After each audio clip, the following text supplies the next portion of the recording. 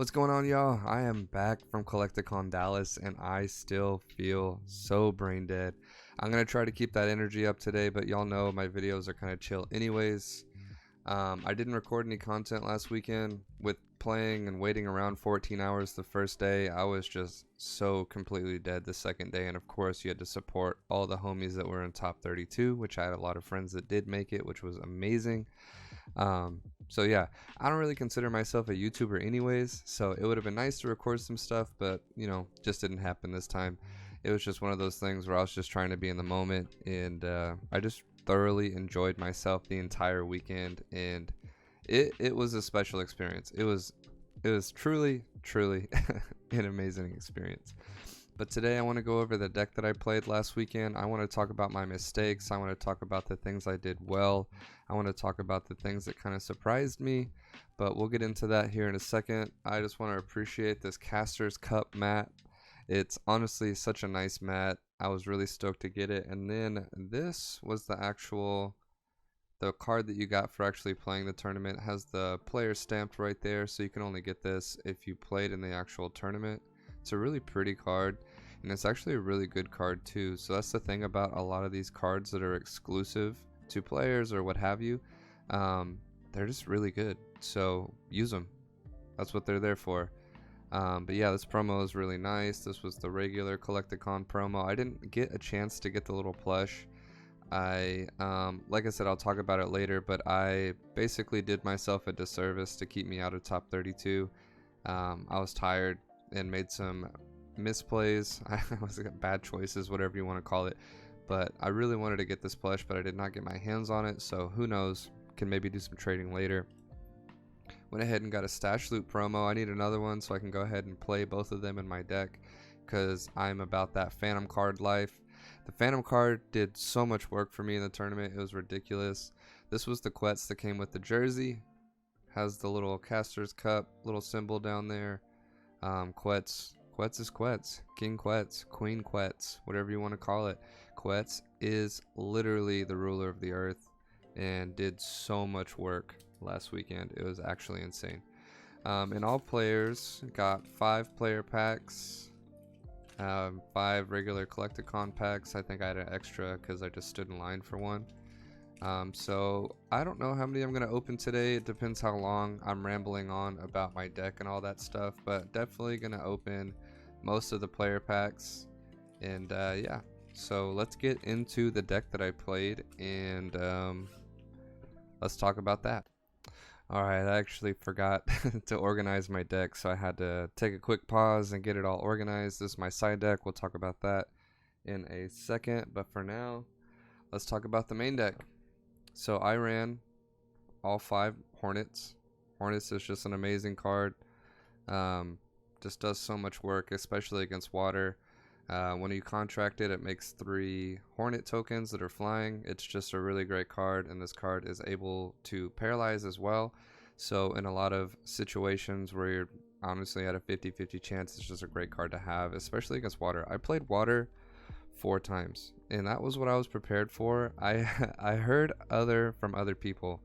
They had lightning mirror matches all day, playing cosmic and lightning back and forth a million times. I guess yeah, I don't know, I just played water 4 times. I played water 4 times, cosmic once, light once, fearsome critters once, and then lightning once. I had the mirror match. We'll talk about all those matches in a second, but Hornets did so much work. It's an absolutely amazing card. There's not really much else to say about Hornets. They're just so good. 2 Phantom cards. Phantom card did so much work for me this weekend. If you don't know what this card does, it comes in with Fleet, and it's a spirit card. Whenever they decide to attack you, a beastie, or an artifact, you can go ahead and fatigue this card, and it's a 50-50 chance that the attack goes through. So especially in the mirror match, this card does a lot of work, but just in general, this card was really great. I cited it out a couple times against certain decks. You just have to know kind of what to take in and out of your deck. There's always going to be flex space, and for me, this was flex space for like some of the slower decks. It was great against water. It comes in with Fleet, and it's hitting for 50 against water, but I believe I cited it out against water. I mean, I'd rather just have the anti-potions and stuff like that. So against more aggressive decks, this card is really great. And yeah, so like I said, y'all are gonna have to bear with me. I wish I had this like intense analysis, but I'm just gonna kind of go with what I remember. I remember all the matches very specifically at this point, especially the one that kept me out of top 32. I have been thinking about that every day since I played that match, and nothing against the player at all. It was just my own fault that kept me out. I misplayed very badly a couple of times, both games, and it happens. You know, you're 13 hours in at that point. I'm fatigued. I was 5-0. I was 5-0 at one point on Saturday. I'm not gonna lie. I thought I was a shoe-in. I thought I was not guaranteed, of course, because nothing's ever guaranteed. But I thought I had an amazing chance to get into top 32. My next match was the Lightning Mirror match. It was really, really hard for me. Um, the Lightning Mirror match boils down to luck, and I had a lot of great luck that day, and I guess it ran out because I had to mulligan down to 5 both games, and it just felt bad. If you're behind against Lightning, it's just not a good time at all. And let's just be real, I got destroyed. I'm not even gonna front. I got destroyed in the Lightning Mirror match. Jonathan, you crushed me. It's always a good time seeing you, though. That's the thing. I had to play so many friends. Out of 320 people, I still ended up playing 5 or 6 friends, I believe. I played 8 matches on Saturday, and I think 6 of them were people that I knew. So whether you're winning or you're losing doesn't feel the greatest when you're going against homies. But yeah, I guess we can tail back to that in a second. The Lightning Mirror match was really tough. Played Fearsome Critters after that, so I was 5-1 going into Fearsome Critters. I put up a really good fight, I'm not gonna lie. Fearsome Critters and Cosmic were the most worrisome for me in this tournament, and Fearsome Critters lives up to the name. It just goes so fast. I straight up sided in 8 cards for Fearsome Critters, and honestly, it it almost got me there. I understandably I lost game 1. I already knew I was going to lose game 1 for the most part unless I got lucky. Game 2 I took all the tech cards I sided in, which I'll talk about when we get into my side deck. Totally did work. And then game 3, so very close, and it just didn't get me there. And we'll talk about my very last match later, so let's keep going with this deck. So 5 Hornets, 2 Phantom Cars. Dude, Paleface Lightning. I don't know if other Lightning players were playing this for that tournament, but this card did so much work for me. It's ridiculous. My Lightning deck is more of a mid-range deck, as I believe the other ones were as well. Only a couple were main decking Ding Bells and Metal Man. There's like a little loophole with Ding Bell to be able to still get out Metal Man with Fleet and First Strike. This card just did so much work for me. Whenever you contract this card, first of all, it comes out with Fleet. Whenever you contract this card, you can target the caster or a beastie with burn. So especially in the Fearsome Critters match, just was just an extra bubbling brew for me, and I absolutely used it to its fullest potential. And the second thing you can do is target a beastie with paralyze, and you can go ahead and roll for that. And if you're attacking your opponent directly, it gives you a plus 20. So with Lightning Storm out, you're hitting 70 directly, and I did that all day. All day I was hitting 70 directly. There's just too much to deal with, especially with water. I have tokens out, I have this and that out, I have ball lightning out. I drop a pale face, I go ahead and burn my opponent, or whatever I feel like burning at the moment, and I go ahead and target something with paralyze. I definitely hit more times than not, and then you just do work. Tokens are destroying crabs, tokens are destroying frog, you have anti-potion on you. It's just not a good time for them, and then pale face is just doing what it does, destroying things. So Ball Lightning is a great card. It's a beautiful card, but it's also a double-edged sword. This card definitely killed me in Fearsome Critters in the game 3. If I had a Lightning Bolt, I would have definitely destroyed my own Ball Lightning. This is a great card. Generates a Lightning Aura every turn, but you're taking 25 LP. Doesn't sound like a lot, but with Fearsome Critters and even in my Cosmic matchup, when they're smacking you for all this damage, that extra 25 really adds up very quickly. So Ball Lightning, amazing card when it's amazing, but when you're behind or when you're trying to just hang in there, even when these are asleep with Frog, you're still taking the 25. And yeah, so still amazing card. I'm going to play it every time for the most part. This card just did work with Lightning Storms out, sitting for 50. Feels really good. I don't really ever try to do the paralyzed thing. That's why you have the Hornets, but you know, in desperate situations, just go for it. You can even sack your own ball lightning, go ahead and kill it. And you know, if you're behind, you don't want to keep losing that 25 life points. You can just go ahead and destroy your own. Thunderbirds are great. Thunderbirds just do so much work. Especially, I'm running lightning bolts. I have Hornets paralyzing something. You can go ahead and bring something down to it almost being destroyed. Go ahead and finish it off with Thunderbird. Wake something else up. I was waking Quets up all day. I was waking up the ball lightnings that were hitting for 50 all day. I was waking up the Paleface Lightning all day. These cards are really great. I think 2's good. You could argue for 3, but just didn't really have the room. There are some immediate changes that I would have made knowing what I know now, with a couple cards in my deck that I'll talk about here soon. Don't really need to explain Quets. Quets is just amazing. I was playing 3. Could probably play 4. I wouldn't see why not, but 3 just felt really good for me. When Lightning Storm is out, this thing is hitting for 90. It's hitting for 40 if you have Light Bulb. So this card's just amazing. It's flying, has fleet, has first strike. You can paralyze. It has another effect, but I've never seen anybody ever use it. Off the top of my head, I don't even know what it does. I'm not even going to read it out now. People can read cards. But King Quets, Queen Quets, Quets, Ruler of the Universe, Quets, Quets, Quets. Quets just so much work. Even in the top 32, you saw players after round 1 just go ahead and run Lightning the rest of the tournament. Top 4 was Lightning. You just saw Lightning everywhere. I was surprised. I wish I would have respected the Lightning mirror match a little bit more. You saw day 2 with Easton and other players immediately changing their side decks to go ahead and get ready for Lightning, because you already know what the deal was at that point. Lightning was everywhere. I assumed it was going to be 80 or 70% water. I think it's actually around maybe the 30 to 40% mark. I'm not totally sure. Lots of water players, but a ton of lightning players. Lots of cosmic decks, a couple dark decks. There was a lot of really, really cool decks. Shout out to Shilos and a couple other people that were playing it. A non-combat, gassy, torrential, boil over decks that were absolutely insane. I'm so glad I didn't have to play against them, because I would have been totally lost. There's only 2 beasties in their entire decks, and everything else is just crystals and spells. Insane. I'm sure that deck will be on castersociety.com. Speaking of that, join our Discord. I'm sorry guys, I'm hanging in there. I'm just, even 2 days after Collecticon, I am just really feeling it. Join the Caster Society Discord. Go ahead and check out castersociety.com for spell books, gameplay needs, an amazing page database. We are focused on the competitive scene, and yeah, go ahead and holler at us. I played 1 Gassy, so moving forward, Gassy wouldn't have been in my main deck. It came up once. Amazing card, lets you play spells from your cemetery. I was slinging lightning bolts from the cemetery, gives this guy +10.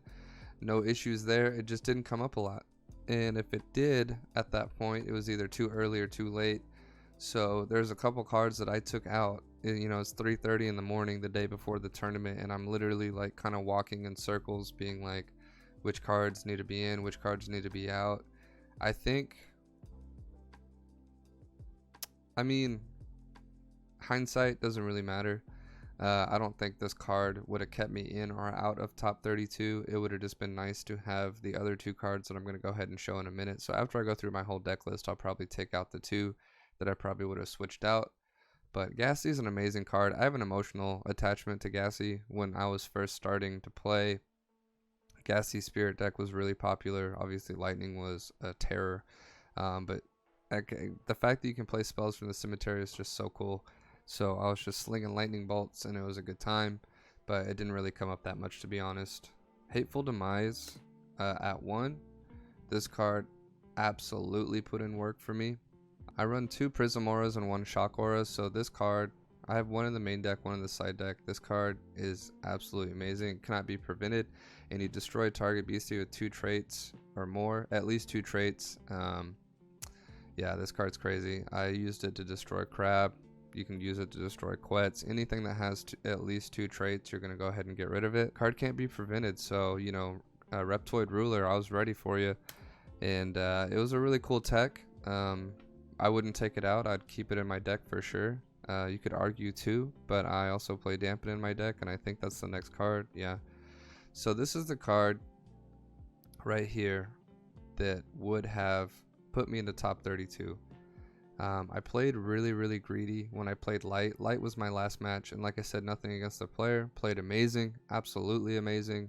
No shade at all. You killed it. I just had this in hand both games, and I just played too greedy. Like I said, I'm 13 hours in at that point. I'm just really tired. And if I'm just being honest, I just wanted to get it over with, and I was just playing too greedy. I was trying to play way too fast with lightning, and it was working. I was absolutely crushing it. And I remember having this in my hand, and specifically I think I either dropped another Quetz or something like that, but it didn't leave me enough to be able to play Dampen, because I need at least one lightning aura, one shock aura, or one prism aura to go ahead and play this. And what happened? My opponent only had 1 or 2 cards in hand, and I just gambled, you know, and he played I can't even think right now, the board wipe for light, Righteous Reckoning, I believe it's what it's called. And absolutely just destroyed everything on my field. He took no damage to me at that point, so I didn't even get to recover any life points or anything like that. And from there, it was just really hard for me to catch up. And he went ahead and did a power up red headless nun, and I just couldn't deal with it. I didn't respect the spirit, and I just could not deal with it game 1. In game 2, literally the same thing, not the Righteous Reckoning, but played again too greedy. I was really on top at that point, and you know, a Kanto is a really great card, a Kanto Dragon. You know, you have all these other effects, things that you have to deal with. You have Banish. He was go ahead and banishing stuff off my field, and then he dropped a power up red on the Headless Nun, and again I had Dampen in my hand, but I'm anxious, I'm playing too fast, I'm distracted, you're fatigued at that point. It's a very intense environment, and I lost to, again, game 2, Headless Nun, power up red. I just couldn't catch up. Both times were very close, but I just couldn't get there. And again, with the ball lightning, that was contributing to me losing 25 life points every turn. So it really just kind of, it really hurt, honestly. So I was really bummed about it. Saturday, next time, I'm just going to come back more focused and better. And, you know, it all boils down to experience. So I would assume other players that I respect would not have played as greedy as I did. It happens, you know, you want to go ahead and take a chance, that's great, but really, like, sometimes you just have to play conservative, hold your cards to your chest, and I was doing that all day. But you know, this was literally the $1,000 match. I didn't care about the money, I just really wanted to make top 32. I've been playing this game for about a year now, and all my peers and all my friends in the game, you know, we've all just been playing so hard, and we all met in Collecticon Houston for the most part, and we're at every convention, we're at every tournament, you know, we're all very involved in the player community. So I just wanted to make it up there with everybody else, but it happens. I'll come back better next time. There's rumors of regionals and stuff like that, like I said earlier. I think I said that earlier, I don't know. And supposedly the prize pool will be doubled next year, so it doesn't matter. Congrats to the caster that went ahead and beat me that round. I don't remember your name, unfortunately, but you made top 32, and that's super awesome. So let's go ahead and continue with this deck list. I'm sorry, I'm so chatty for how tired I am, but power up red, no need to explain that. Power up red busted. I won games off of power. Like I said, power up red Headless Sun was a total problem. So I, on the same playing field, was playing in other games. Power up red Hornet tokens all day. I was crushing it. They kill crab. It's just enough to kill crab. So yeah, this card did so much work for me. Power up red is, what else do I need to say? It's just an amazing card.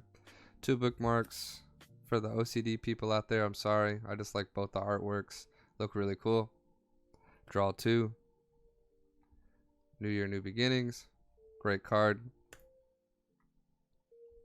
So this was kind of like my little spice, and this was probably one of the cards I would have taken out. It came up once. I kind of planned it for Cosmic and Fearsome Critters, but basically All non-token lightning and light beasties you control gain confusion on their attacks until the end of the turn. So it's like kind of like a Hail Mary. So, you know, Loveland Frogman, Mailman, Loveland Mailman, I think is what that card is. You know, it's like a $250, $300 card. Has confusion on it with Fleet. Was seen, played against Fearsome Critters, and it did really well. Confusion is actually one of the most slept on traits. Confusion is just one of the best traits in the game. It's absolutely busted. This card's great. So I'll just go ahead and after the deck list, this and Gassy would have came out for day 2 for sure, and I would have been way more prepared for Lightning in the side deck. But this card's really cool. I think this card still has a lot of potential, honestly, and was happy to try it out, honestly. 3 Lightning Bolts. Lightning Bolt is an absolute savage of a card. Paralyze is really great too, the card, but Lightning Bolt for me, just wow. I mean, I would love to put 4. I have a Witch's Lightning in my main deck. Could probably figure that out, but with the Lightning Bolts, guaranteed paralyze doing 25 damage. Crabs aren't going to get damaged by the 25 or what would be 45, but they're instantly paralyzed and your tokens just go to town. Honestly, it's just too good. And this card single-handedly, sorry Andrew, got to bring this up. Cosmic was definitely one of my hardest matches that day. It went down to game 3 in turns. He had a power-up red Fresno Nightcrawler. I went for a Hail Mary. I went ahead and played New Year, New Beginning in hopes of finding a Lightning Bolt. And I did. And I went ahead and hit his Fresno with the Lightning Bolt so he wouldn't be able to hit me 150 directly. And that was this last turn. Went back to me and that was game. So I had Ding Bell, I had all these other things on the field. So honestly, it saved me so much. And Lightning Bolt is just such an amazing card. I would never take it out for anything else. It's too good. Witch's Lightning, great in the mirror match. I have one in my side deck. You can hit 3 different beasties with 20 damage, and until the end of the turn, they're lightning beasties and they gain first strike. Great for destroying tokens, great for popping water cards, even though it didn't come up at all, honestly. Crabs aren't going to take damage, can't hit the frog. I was expecting to play torrential water decks all day, did not play one. It was all Loveland Lockdown. I think Loveland Lockdown is better in my opinion, so I think that's why I saw it so much. But this card is absolutely busted. Really good for Cosmic too, popping 3 different cards. You got the air rods, stuff like that. So cool card. Switch it out for a Lightning Bolt, maybe. Lightning Bolt's just so good, honestly. But I don't know. I really liked it for what it was. It did work for me. 2 Lightning Storms. I'll go ahead and show the pretty one. Lightning Storms, just a Terra. Gives your beasties bonuses. 2 Prism Auras. Beautiful card. Absolutely needed in the metagame. This card is insane. Opens up so many possibilities. Honestly, just opens everything wide open. So nothing else to say about that. Prism Aura at 2. I played 2 Lightning Glass. Great card, generates 2 Lightning Aura. You know, all that good stuff. Getting Quetz out turn 2 feels great. Shock Aura does absolutely amazing work for me. It costs 1 to be able to contract it, so cards like Absorb Aura cannot get rid of this. You can pay 50 life points to go ahead and bring it in awakened immediately. It's kind of best suited for that. You know, hold on to it. You can play it in the game if you want to go ahead and stress people out. Just go ahead and leave it down whenever you contract it. But I usually use it when I'm ready to play, you know, like Hateful Demise, Dampen on my opponent's turn or something like that if I feel like they're going to do some shenanigans. But really great card. Was ready for the growth too. You know, this was another reason why I had growth in my deck. Originally, I took it out, so I'll go over that here in a second. And 7 Lightning Auras. Yeah, I never felt like I was aura starved the whole day. There was one game where I literally had 1 aura for about 3 turns, but I had 3 Hornets in my hand, so I was just dropping Hornets and tokens over and over and over again. And then I started being able to catch up at that point, so that really helped me out. Those Hornets are really great because they only cost 1. But I want to talk about the growth and the Cryptid Nation promo. So I took these out the night before.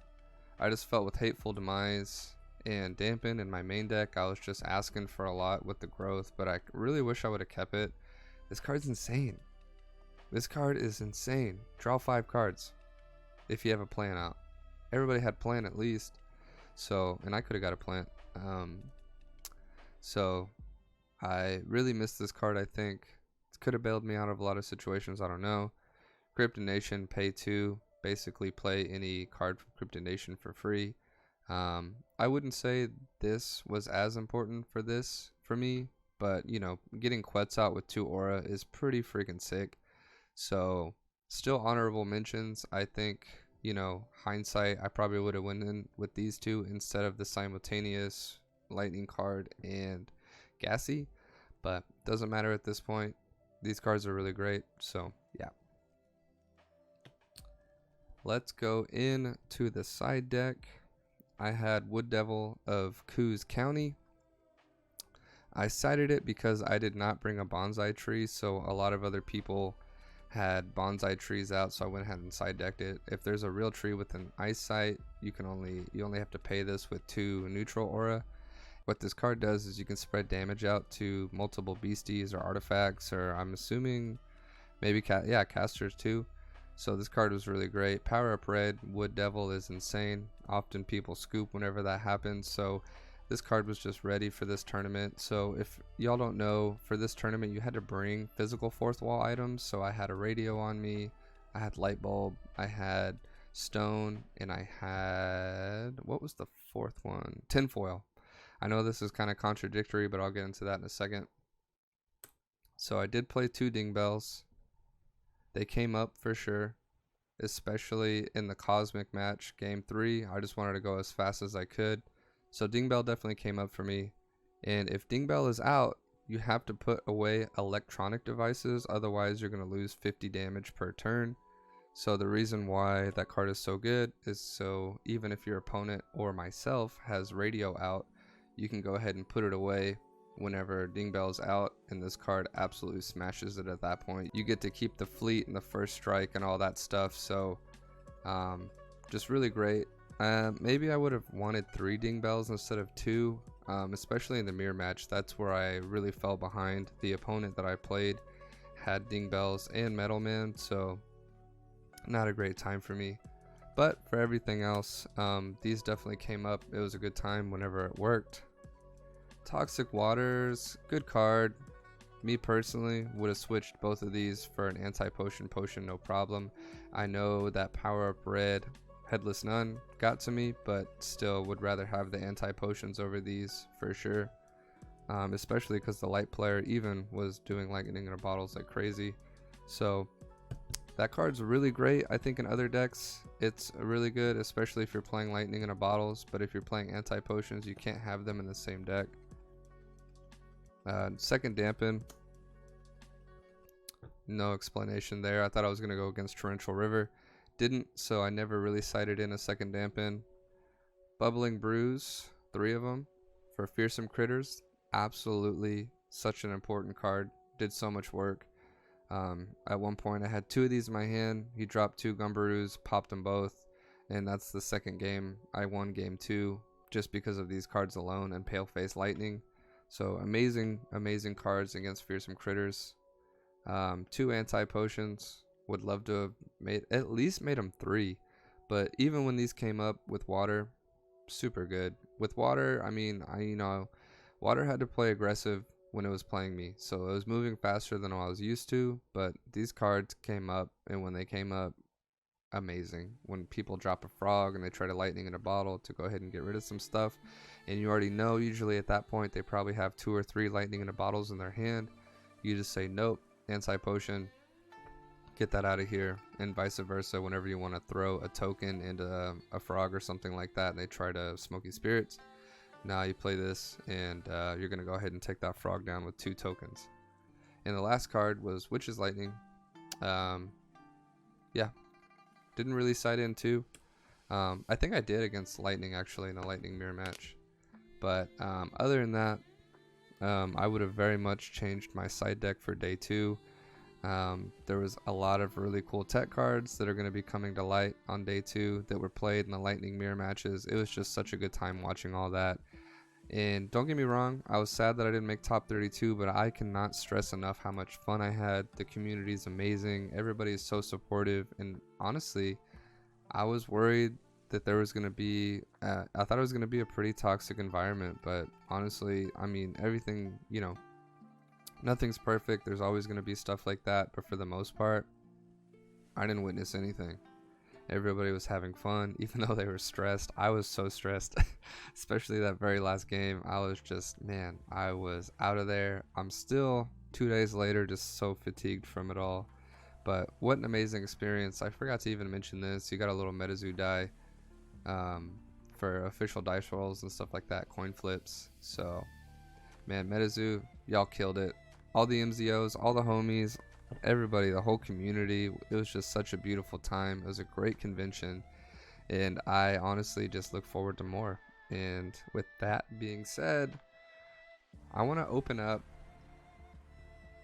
let's just open up everything.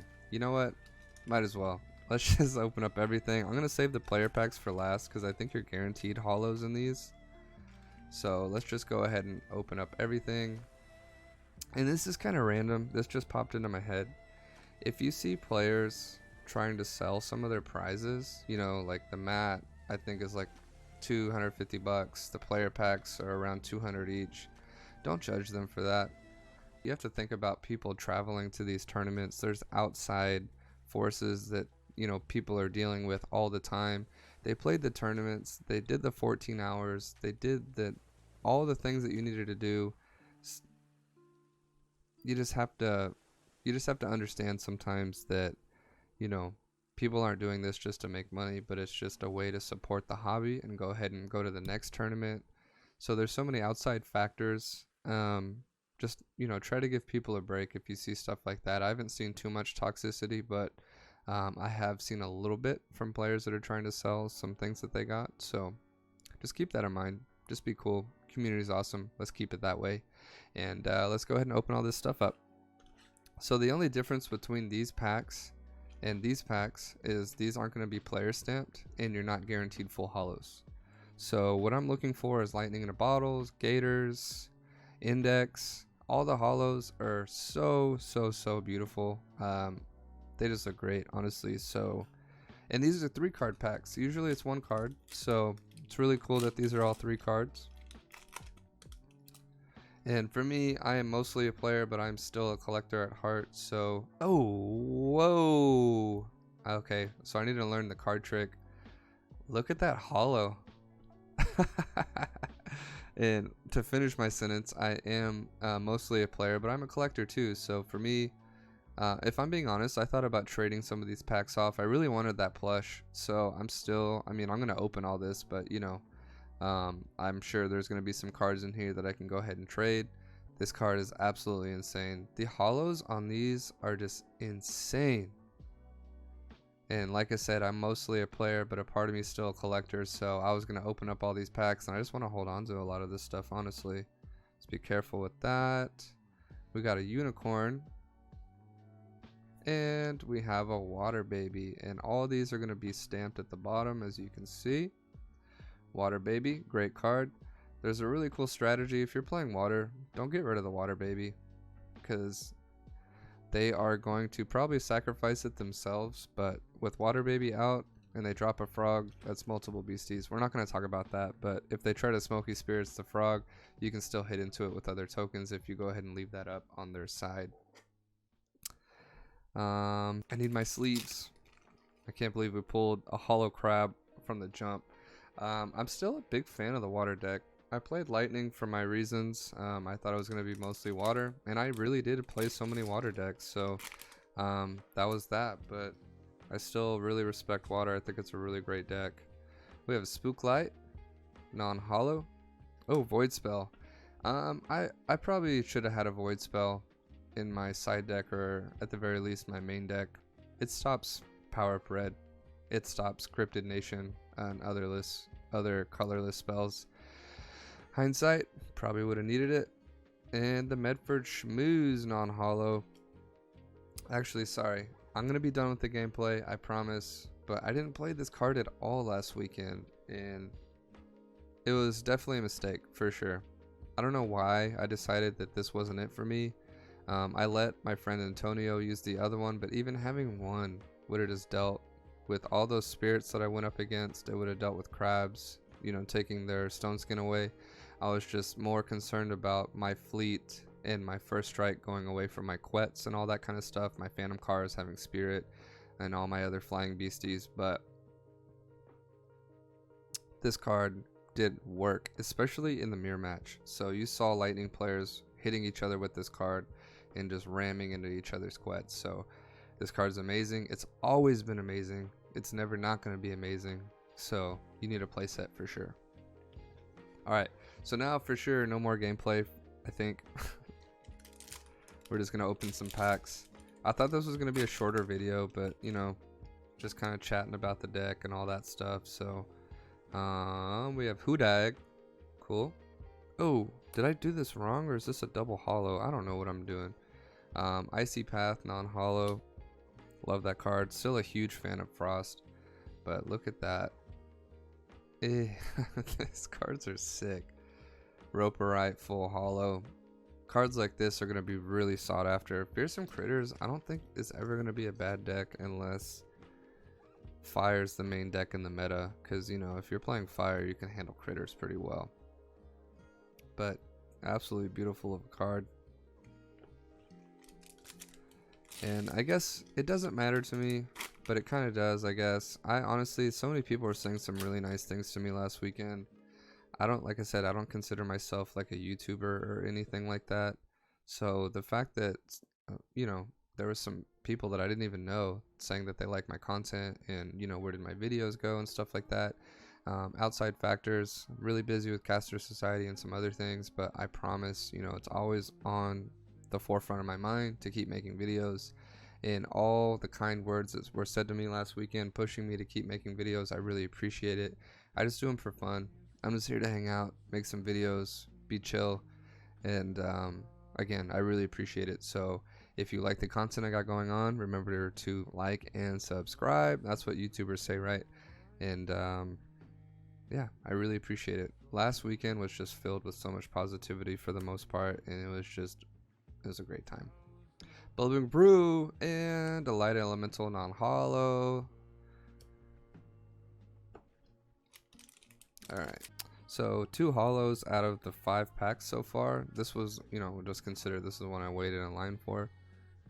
Oh, Radioactive Hornets. I love to see that. I'm going to need that. Oh, Morpheus. The Cosmic deck I played against was using Morpheus, and this card was doing work on me, Andrew. I was pressed, dude. I'm not going to lie. I was so pressed. I was like, quit. And a Paralyze. Cool. I was very upset when I was getting hit with Morpheus over and over when I was playing Cosmic. Such a fun match though. That's the thing. These are very stressful situations, but the matches are so much fun. Oh, I guess, you know, I mean, y'all saw me. I'm doing the card trick right. But I guess they're not all in the front. I don't know. But another Hollow Crab. You know what? This definitely has to go on the deck. I have a water deck. I have a couple water decks. I basically made all the top decks and just played solitaire with myself. I didn't have time to really play test with anybody, unfortunately, so I kind of came into this tournament a little bit lacking in that area, so I'm surprised I did so well, honestly. But it's hard to explain. I was so nervous, but then when you're in the environment, when you're in that zone, all you can do is just play. And you're kind of like your subconscious takes over at that point. You know, I was stressed out, but for the most part, I wasn't nervous all day. I was just taking it round by round, and I know that's easier said than done, but that's really what it takes. And yeah. So, let's just see if this is any different. Okay, cool. I'm going to keep those. Sinister Shadows. And see, like I said, these are all going to say player right here. There we go. You can go ahead and check that out. So these are all the player stamped ones. I'll go ahead and keep these separate. These are definitely more valuable. Ooh, and a player Roperite. Sick. These are definitely going to be way more sought after because the only way to get these packs was to play the tournament. Oh, and a bookmark player. I need that. That is sick. If I pull a hollow one, that's going to be sick too. I want to see a Gator because I'm a Gator collector. The only Gator card I don't have at this point is a sample. Even people that have the samples don't even want to sell them, and I'm like, man, let me get that. Alright, I'm not even going to mess with a hat trick. There's the Gator. Looking for a hollow, but I'll be happy with a non-hollow. Pretty sick. And a void spell. See, they're all kind of in different spaces. Ooh, hollow Omni-Cook player stamped. Look how beautiful that is. Whoa. Definitely want the hollow index too. Hollow lightning in a bottle. I need some hollow ding bells too. If I pull any cosmic stuff. If I pull any cosmic stuff, I can probably trade with bats. Because I know he has a couple hollow ding bells. Alright, 3 packs left.